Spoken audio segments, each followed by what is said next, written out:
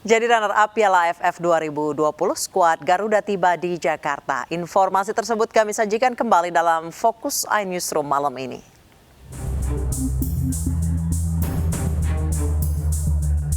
Usai meraih titel juara 2 Piala AFF 2020, skuad Garuda tiba di Jakarta. Ketua Umum PSSI Muhammad Iriawan menyambut para punggawa timnas. Proses kembalinya pemain timnas ke tanah air menerapkan protokol kesehatan ketat. Egy Maulana Fikri CS akan dikarantina selama 10 hari. Meski finish di urutan kedua, skuad Garuda yang dihuni pemain muda ini tetap membanggakan Indonesia. Taman Marga Satwa Ragunan hari ini diserbu ribuan pengunjung. Warga yang datang telah melakukan pendaftaran secara online 1 hari sebelum kunjungan. Bagi pengunjung yang belum melakukan pendaftaran secara online, tidak diperbolehkan masuk. Sementara kebun binatang Surabaya juga ramai dikunjungi. Ribuan warga datang baik dari dalam maupun luar kota. Akibat banyaknya pengunjung yang datang, arus lalu lintas di kawasan Jalan Raya Darmo dan Jalan Raya Diponegoro alami kemacetan.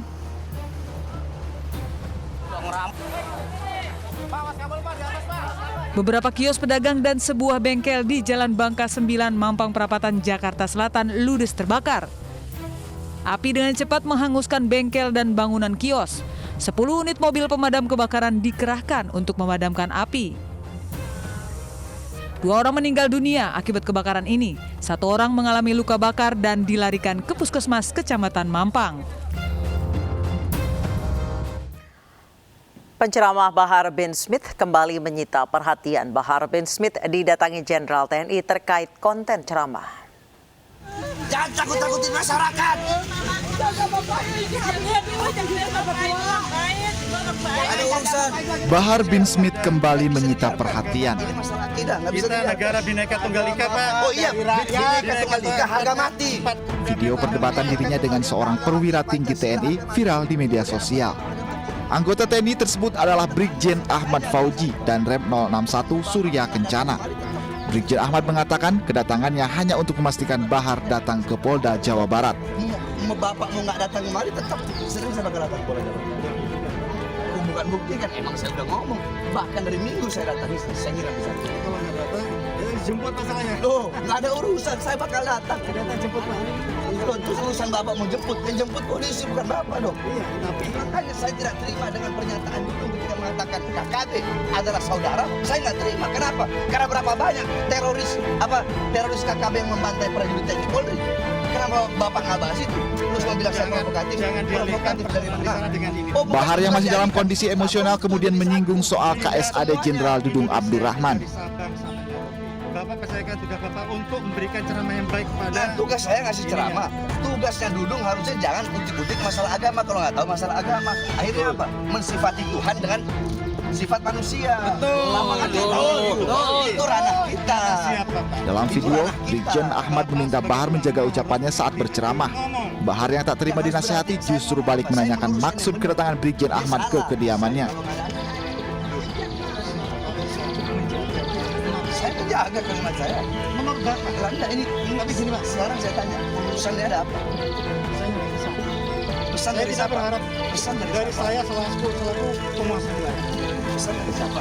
Bapak kalau datang di sini dengan baik, kami akan sambut dengan baik. Kami rakyat, TNI lahir dari rakyat. Kami rakyat, TNI lahir dari rakyat. Perdebatan pun berakhir saat Bahar memastikan akan datang ke Polda Jawa Barat. Oh maaf, kita nggak pernah lari, kita datang. Nah, itu. Buktikan nanti di proses hukum yang Iya, kita datang. Oke, Saya datang. Assalamualaikum warahmatullahi wabarakatuh. Waalaikumsalam warahmatullahi wabarakatuh. Sejumlah anggota TNI pun bersalaman dan berpelukan dengan Bahar sebelum meninggalkan lokasi. Tidak pernah tahu.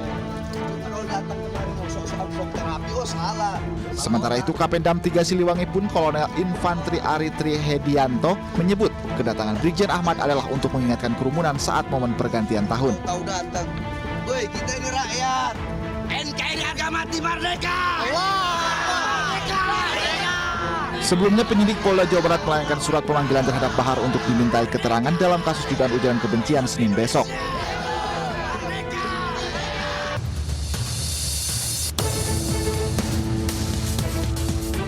Terkait kasus ujaran kebencian, polisi telah memeriksa 50 saksi, diantaranya pelapor, tokoh agama, hingga saksi yang berada di lokasi dan menyaksikan langsung ceramah Bahar bin Smith. Selain itu, sejumlah barang bukti seperti telepon genggam, akun surat elektronik dan YouTube, serta laptop juga disita polisi dari kediaman TR selaku pengunggah ceramah Bahar bin Smith. Polisi juga membagi 2 lokasi kejadian yakni di Bandung dan Garut, tempat Bahar bin Smith diduga berceramah berisi ujaran kebencian.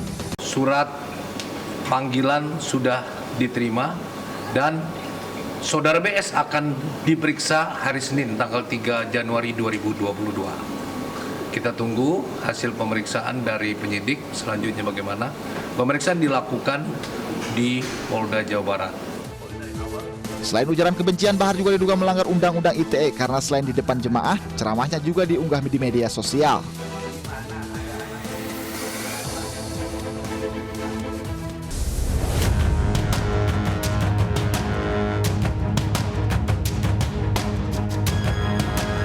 Bukan kali ini saja Bahar bin Smith tersandung kasus hukum. Sebelumnya pada November lalu, Bahar Smith bebas dari Lembaga Pemasrakan Khusus Kelas 2A, Gunung Sindur, Kabupaten Bogor, Jawa Barat. Bahar Smith dijemput kuasa hukumnya di Lapas Gunung Sindur usai menjalani salat subuh. Bahar bin Smith bebas November lalu setelah menjalani hukuman 3 bulan penjara dalam kasus penganiayaan terhadap sopir taksi online. Dalam kasus penganiayaan terhadap sopir taksi online, vonis hakim lebih rendah dibandingkan tuntutan jaksa penuntut umum yang menuntut 5 bulan penjara. Bahar juga pernah dihukum penjara 3 tahun dalam kasus penganiayaan terhadap 2 remaja pada tahun 2019. Selama menjalani hukuman, Bahar total mendapat remisi sebanyak 4 bulan. Menteri Sosial Tri Risma hari ini kembali meluapkan emosinya saat meninjau bantuan program Keluarga Harapan di Surabaya. Informasi selengkapnya usai jeda.